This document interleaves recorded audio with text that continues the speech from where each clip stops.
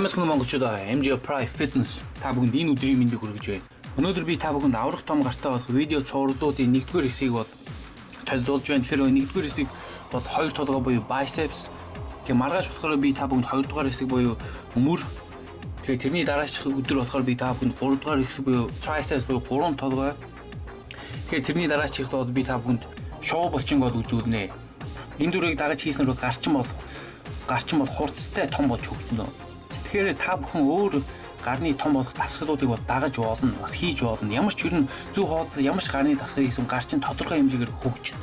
Тэгэхдээ хамгийн сайнны дагуу хамгийн хурцтайгаар хамгийн сайн хөгжиж штэ. Зөвхөн арай нэг гайгуугийн дагуу мэдээж дагдаж бас гайгүй хөгжиж. Тэгэхээр би та бүхэнд яг дасгалын хуваараа өгөхдөө хамгийн тохиромжтой, хамгийн хурцтайгаар хөгждөг, хамгийн сайн нь бол би та бүхэнд төлөвлөж хүргэх гэж штэ.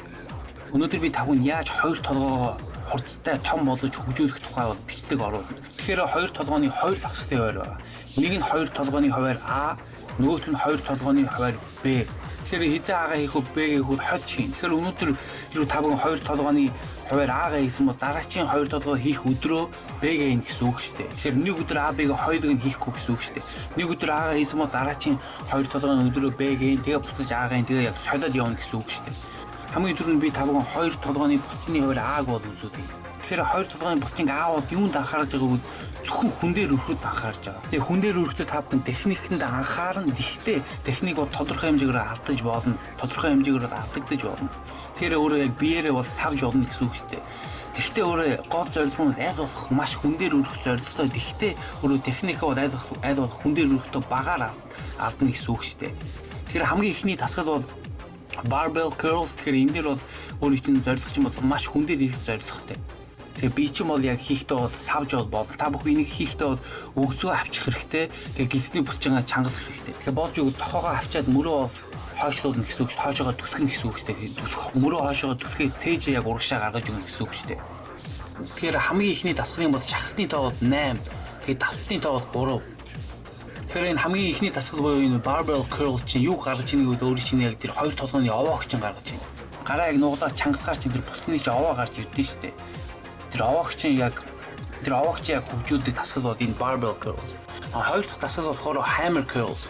Энэ дээр бол яг түрүүнийхээ яг л би чинь бол тодорхой хэмжээгээр савж болно. Гэхдээ өөрөө яг техникээ бол айл болох багаар алдахыг бол хичээх хэрэгтэй. Хамгийн гол нь 2 толгойн дасгалын хувьд Аа бол хүн дээр өрөхөд бол хамаг анхаарлаа төвлөрүүлж байгаа. Яг хүн дээр өргөж яг би яг тэр хүн чинь бол тасах гэж.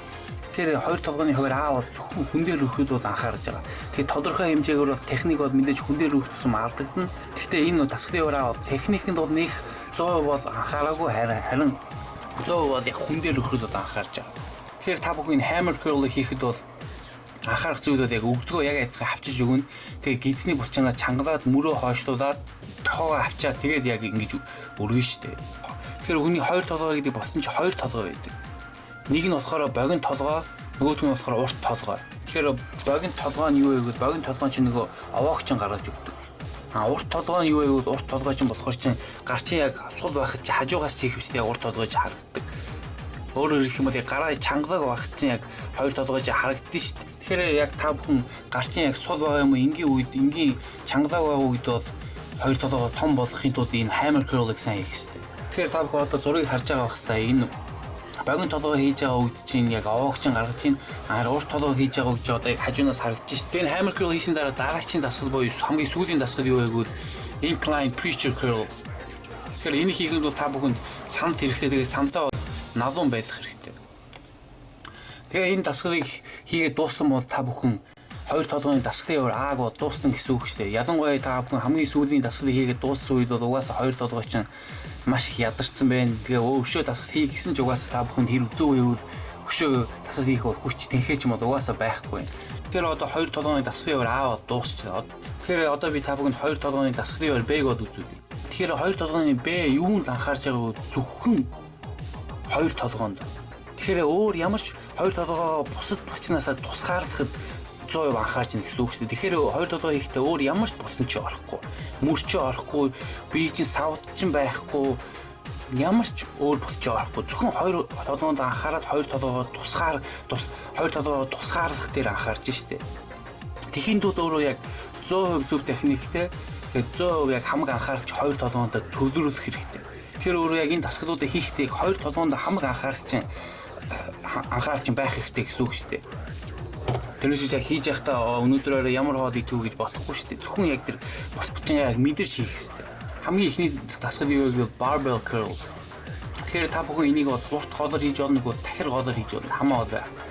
Тэгэхээр энийг би одоо хийхдээ бол би өвдгөн дээр хийж байна. Тэгэхээр яагаад би өвдгөн дээр хийж юм? Өвдгөн дээр хийснээр өөр чинь бие чинь савлт чинь байхгүй болчихно. Бие чинь савлтыг чинь хамаагүй багасгаар хамаагүй хязгаарч чинь. Хөдөн дээр зогсож шивл харин бие чинь савлт чинь бол хамаагүй их байна. Тэгэхээр энийг бол өвдгөн дээр хий.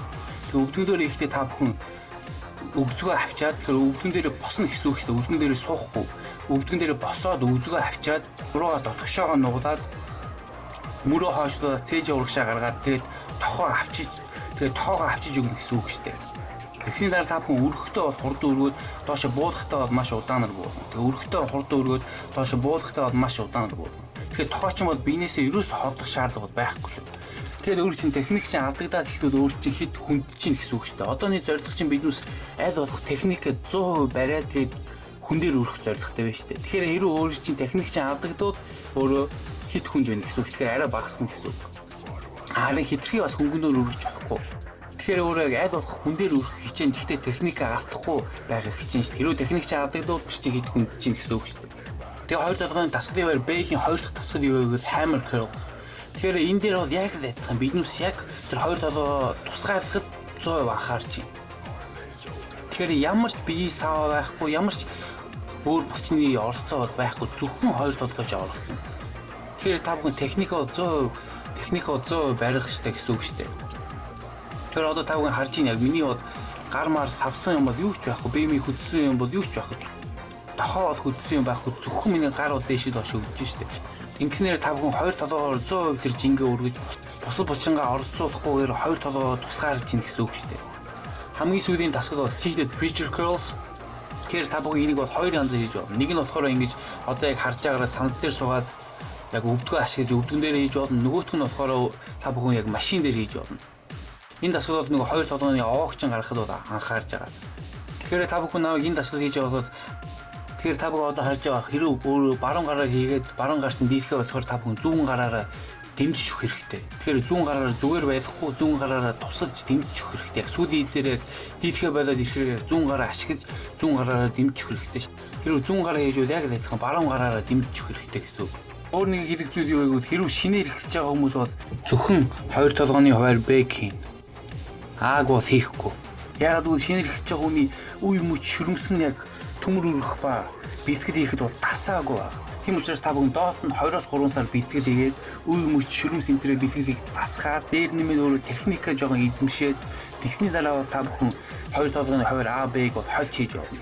Тэгэхээр шинээр хийж байгаа хүмүүс зөвхөн бэк хийн гэсэн үг. Харин төмөр өргөж байгаа утсан хүмүүс бол А Б-г бол хоёулыг нь бол хольж хийж болно. Тэгэхээр өнөөдрийн том гартай болох видео цувралуудын хоёр толгойн хуваарийг бол үгээр дуусгах. Маргааш би та бүхэн том гартай болох видео цувралуудын мөрний хуваарийг бол би гаргана. Тэгээ тэрний дараа би 3 толгой тэгээ тэрний дараа би бол шоуг бол гаргана. Тэгээ өөр нэг юм хэлэхэд хүмүүс ер нь калори тоолох тухай бол их видео хийгээч гэж асууж байна. Калори тоолох тухай жоон ойлголт муутай байх шиг байна. Тэгэхээр би тун удахгүй та бүхэнд калори тоолох тухай дэлгэрэнгүй мэдээд өгж бас зөвлөгөө өгөх болно. За зөвлөс өнөөдрийн бичлэгийг тэгээд үүгээр дуусгая. Тэгээ дараагийн бичлэгээр уулзлаа түр баяртай.